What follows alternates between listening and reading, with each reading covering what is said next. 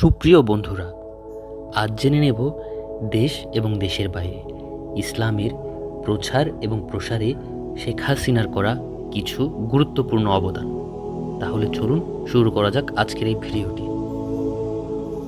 560টি model মসজিদ নির্মাণ শেখ হাসিনা সরকারের অন্যতম বৃহৎ ইসলামিক উদ্যোগ ছিল সারা দেশে 560টি মডেল মসজিদ ও ইসলামিক সাংস্কৃতিক কেন্দ্র নির্মাণ।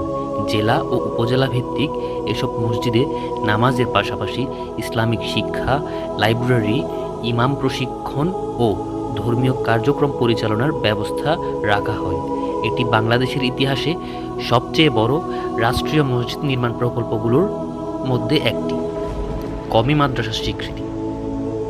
কওমি মাদ্রাসার দাওরায়ে হাদিস সনদকে মাস্টার্স সমমানের স্বীকৃতি দেওয়া ছিল একটি গুরুত্বপূর্ণ সিদ্ধান্ত। এর মাধ্যমে কওমি শিক্ষার্থীরা উচ্চশিক্ষা ও চাকরি ক্ষেত্রে নতুন সুযোগ লাভ করে, আর এজন্যই কওমি আলেম ও শিক্ষার্থীগণ শেখ হাসিনাকে কওমি জননী উপাধিতে ভূষিত করেন। মসজিদ ও মাদ্রাসায় সরকারি অনুদান। দেশের বহু মসজিদ, মাদ্রাসা ও এতিমখানায় সরকারি সহায়তা ও অনুদান প্রদান করা হয়। ধর্মীয় শিক্ষা প্রতিষ্ঠানগুলোর উন্নয়নে বিভিন্ন প্রকল্প হাতে নেওয়া হয়েছিল। ইসলামিক ফাউন্ডেশনের সম্প্রসারণ। ইসলামিক ফাউন্ডেশনের কার্যক্রম সম্প্রসারণ করা হয় শেখ হাসিনার আমলে। এ সময় ইমামের প্রশিক্ষণ, ইসলামিক শিক্ষা, দাওয়াহ কার্যক্রম ও ধর্মীয় প্রকাশনা বৃদ্ধি পায়। হজ ব্যবস্থাপনার উন্নয়ন। হজযাত্রীদের সুবিধার্থে হজ নিবন্ধন ও ব্যবস্থাপনার আধুনিক পদ্ধতি চালু করেন শেখ হাসিনা। হাজিদের সেবা ও প্রশিক্ষণ ব্যবস্থার উন্নয়ন এ সময়েই করা হয়। শেখ হাসিনার প্রথমবার ক্ষমতায় থাকার শেষ দিকে একবার কিছু হাজি সময় সংকট ও দুই দেশের ইমিগ্রেশন জটিলতার কারণে হজে যেতে বাধাগ্রস্ত হন। বিষয়টি শেখ হাসিনার নজরে এলে তিনি সৌদি বাদশার সঙ্গে এ ব্যাপারে যোগাযোগ করেন। তখন সৌদি কর্তৃপক্ষ জানায় সাধারণ হজযাত্রীদের ইমিগ্রেশন কার্যক্রম ইতোমধ্যেই বন্ধ হয়ে গেছে, তবে ভিআইপি পর্যায়ের জন্য বিশেষ ব্যবস্থায় ইমিগ্রেশন চালু ছিল। বলা হয় শেখ হাসিনা যদি নিজে তাদের সঙ্গে নিয়ে আসেন তাহলেই তারা হজ করার সুযোগ পাবেন। এরপর শেখ হাসিনা আর কাল বিলম্ব না করে সেই হজযাত্রীদের সঙ্গে নিয়ে সৌদি আরবে যান এবং তাদের হজ পালনের সুযোগ করে দেন। এই ঘটনাটি অনেকের কাছে হাজিদের প্রতি তার আন্তরিকতা ও দায়িত্ববোধের একটি স্মরণীয় উদাহরণ হিসেবে বিবেচিত হয় এখনও। ইসলামিক অনুষ্ঠান সম্প্রচার বৃদ্ধি।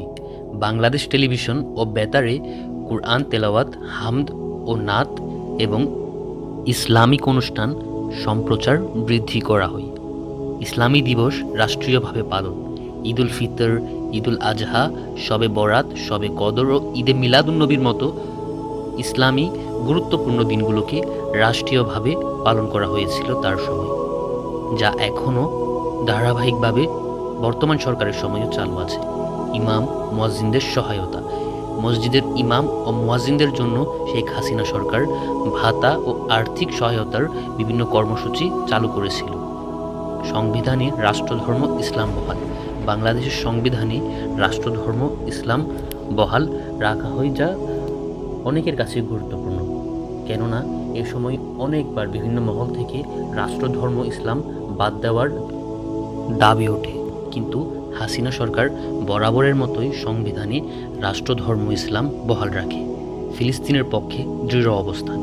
ফিলিস্তিন ও ইসরায়েল ইস্যুতে শেখ হাসিনা সবসময় ফিলিস্তিনের পক্ষে অবস্থান নিয়েছিলেন।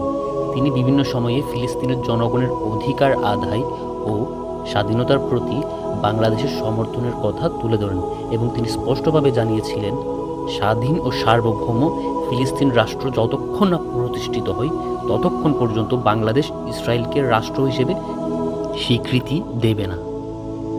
বিতর্ক ও সমালোচনা। শেখ হাসিনা ক্ষমতায় থাকার সময় কিছু ইসলামপন্থী দল ও আলেমদের সঙ্গে তার দ্বন্দ্ব ও বিতর্ক তৈরি হয়। বিভিন্ন সময়ে এ সকল দলের আন্দোলন দমন ও কিছু আলেমের গ্রেফতার নিয়ে তার ব্যাপক সমালোচনাও রয়েছে। তো সামগ্রিক দিক বিবেচনায় বলা যায় ইসলাম এবং মুসলিমদের স্বার্থ রক্ষায় শেখ হাসিনার অসংখ্য গুরুত্বপূর্ণ এবং যুগান্তকারী পদক্ষেপ রয়েছে। হয়তো এই সকল কারণেই 15ই আগস্ট, 21শে আগস্ট এবং 5ই আগস্টের মতো ভয়াবহ পরিস্থিতি থেকেও শেখ হাসিনা প্রাণে বেঁচে গিয়েছিলেন। ভিডিওটি ভালো লাগলে অবশ্যই একটি লাইক দিন আর প্রিয়জনদের সাথে শেয়ার করে ছড়িয়ে দিন। আপনার মূল্যবান মতামত কমেন্টে জানাতে ভুলবেন না। এমন আরও সুন্দর ও উপকারী ভিডিও পেতে আমাদের ইউটিউব চ্যানেলটি সাবস্ক্রাইব করুন এবং ফেসবুক পেজটি ফলো করে আমাদের সাথেই থাকুন। আপনাদের ভালোবাসা ও সমর্থনই আমাদের অনুপ্রেরণা।